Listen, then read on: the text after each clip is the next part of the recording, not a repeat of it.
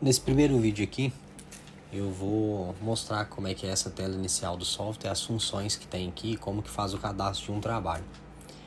Então, para começar, a gente tem aqui a aba de cliente, que a gente seleciona o nome do dentista ou da clínica que enviou o caso.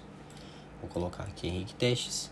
Depois a gente vem aqui em paciente, adiciona o nome dele. Vou colocar isso aqui como aula 1. Depois, por último, a gente vem aqui e adiciona o técnico que vai confeccionar esse caso.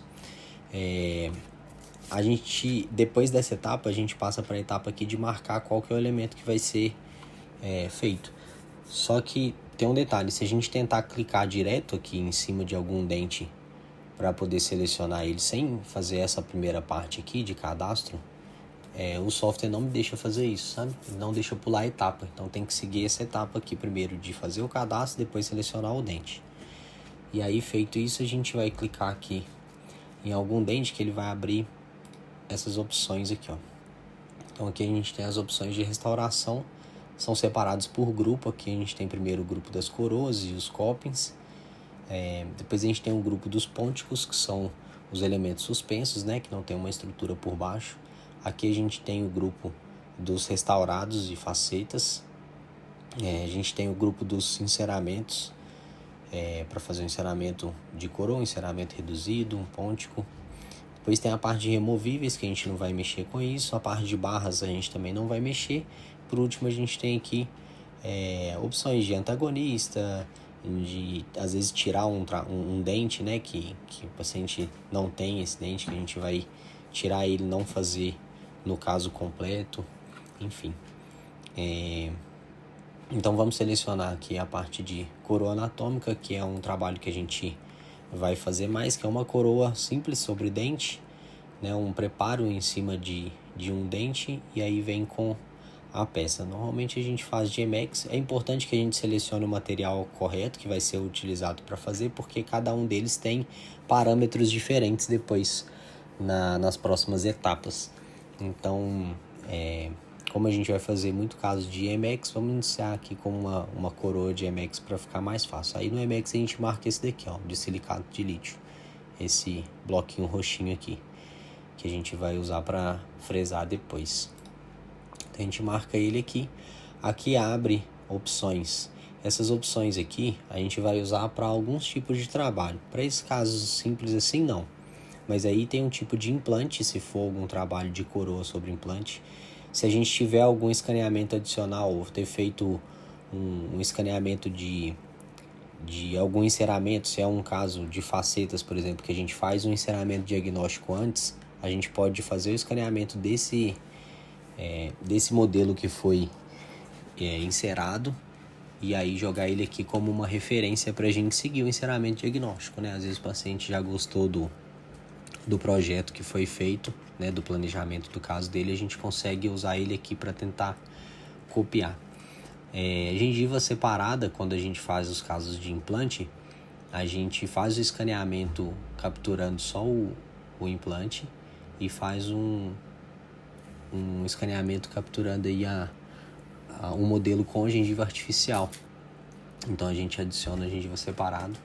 Essa parte de copiar ou espelhar a anatomia, isso daqui a gente tem, eu uso muito o modo expert. Então no modo expert a gente consegue fazer isso lá depois dentro do projeto, então a gente não precisa selecionar ele aqui antes. Isso daqui a gente não mexe, deixa sempre aqui em arrastar para a margem. O projeto, isso daqui também a gente não usa, e criar gengiva virtual também não precisa, porque a gente no modo expert consegue fazer isso depois. Então a gente vem aqui na parte de espessura mínima. Isso aqui é bem importante, que a espessura mínima, eu gosto de deixar ela sempre aqui no mínimo, que fica 0.4, que é uma espessura que ela é segura para fresagem. A peça não fica tão fina a ponto de quebrar durante o processo de fresagem, então ela suporta o processo de fresagem todo, e depois, se precisar, a gente afina um pouco mais com broca, dando um acabamento na peça, alguma coisa. E como a maioria dos trabalhos assim que a gente pega vem com uma espessura, um espaço protético curto, com pouco espaço interoclusal, a gente acaba tendo que usar a espessura mínima para a gente conseguir fazer uma anatomia de peça e ela garantir aí a segurança da espessura mínima.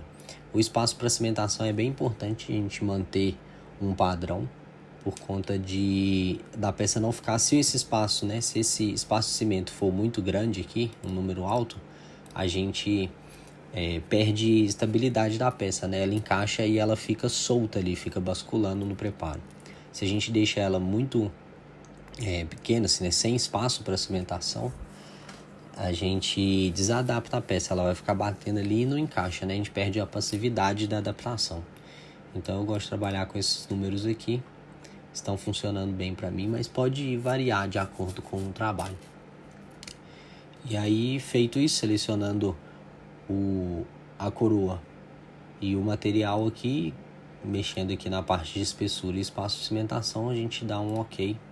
E aí ele já está aparecendo aqui a nossa coroa, com o antagonista marcado aqui, ele marca automaticamente. Se por acaso ele não marcar, né, se por acaso ficar assim, ó, sem a marcação do antagonista, a gente tem que vir aqui e marcar ele como antagonista, porque senão a gente não consegue adicionar os arquivos para poder fazer o desenho depois, tá? Então aqui, quando tem o dente que a gente está fazendo e o antagonista, ele vai me pedir o escaneamento da parte inferior e da parte superior. Se eu não fizer isso, ele vai me pedir só o escaneamento da parte inferior, e aí o trabalho vai ficar sem a parte superior do antagonista. Então é importante que a gente coloque, a não ser que o paciente não foi escaneado ou ele não tem ali um dente que é antagônico à peça que a gente está fazendo. Depois disso a gente vem aqui em método de scan e a gente sempre seleciona esse daqui, moldagem digital. E aí a gente está pronto para iniciar o desenho. Se eu tentar clicar aqui na ação de desenho, ó, ele não vai me deixar, né? Você vê que ele está aqui apagado, porque a gente precisa sempre salvar primeiro, e aí depois que eu salvo, ele abre aqui a opção para a gente clicar em desenho e iniciar o nosso desenho aí.